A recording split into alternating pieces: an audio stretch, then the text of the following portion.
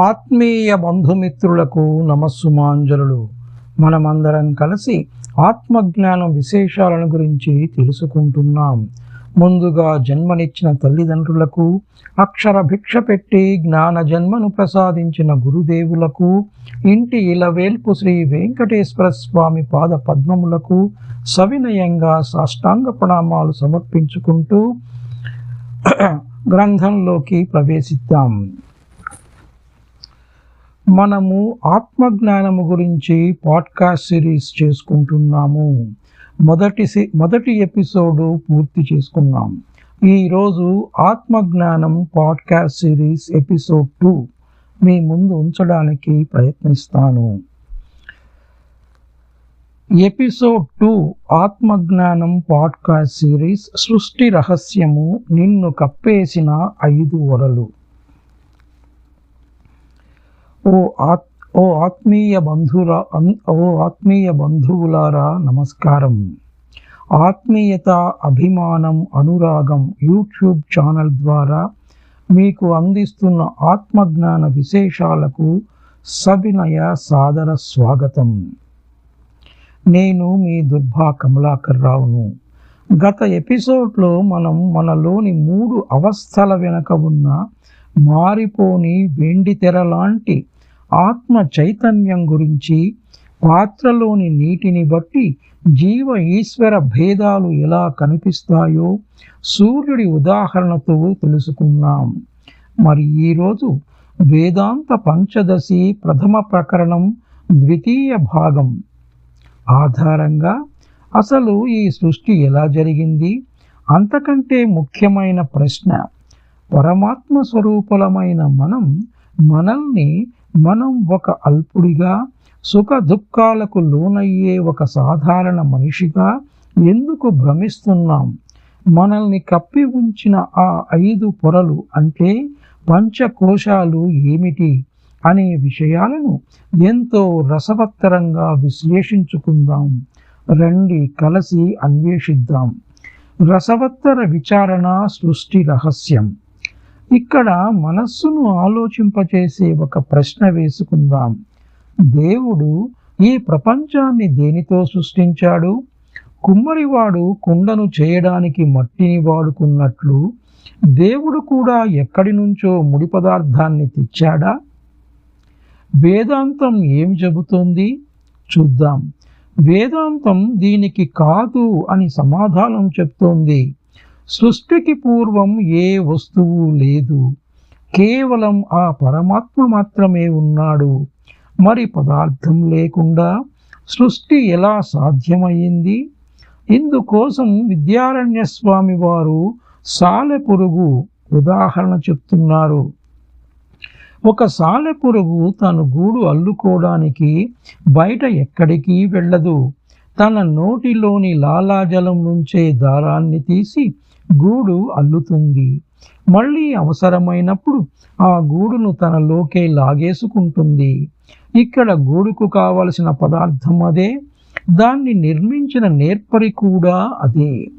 సరిగ్గా అలాగే పరమాత్మ తనలో ఉన్న మాయాశక్తి ద్వారా తానే ఈ జగత్తుగా రూపాంతరం చెందాడు. మొదట ఆకాశం, వాయువు, అగ్ని, జలం, పృథ్వీ అనే పంచభూతాలను సృష్టించి ఆ తరువాత పంచీకరణ అనే అద్భుతమైన కలయిక ప్రక్రియ ద్వారా ఈ స్థూల ప్రపంచాన్ని, మన శరీరాలను నిర్మించాడు. అంటే ఈ సృష్టిలో ప్రతి అణువు ఆ పరమాత్మ స్వరూపమే. ఇప్పుడు లోతైన విశ్లేషణ చేద్దాం. పంచకోశాల మాయన గురించి తెలుసుకుందాం. దీనికి ఉల్లిపాయను ఉదాహరణంగా చెప్తున్నారు. ఇప్పుడు మీకు గంభీరమైన ప్రశ్న. సృష్టి అంతా దేవుడే అయినప్పుడు, నాలోనే దేవుడు ఉన్నప్పుడు నాకు ఆ దేవుడు ఎందుకు కనిపించడం లేదు? నేను ఎందుకు రోజువారీ కష్టాలతో ఏడుస్తున్నాను? ఇది సరి అయిన ప్రశ్నే కదా. దీనికి సమాధానమే పంచకోశాలు. కోశము అంటే కత్తిని దాచే వొర. కత్తి వొర లోపల ఉంటే కత్తి పదును బయటకు కనిపించదు కదా. అలాగే మనలోని ఆత్మను 5 ఒరలు కప్పేసి ఉంచాయి. దీన్ని అర్థం చేసుకోవాలంటే ఒక అద్భుతమైన ఉదాహరణ, అదే ఉల్లిపాయ. ఒక ఉల్లిపాయను తీసుకుని చూస్తే పైన ఎన్నో పొరలు కనిపిస్తాయి. లోపల అసలైన గర్భం చూడాలంటే ఏం చేయాలి?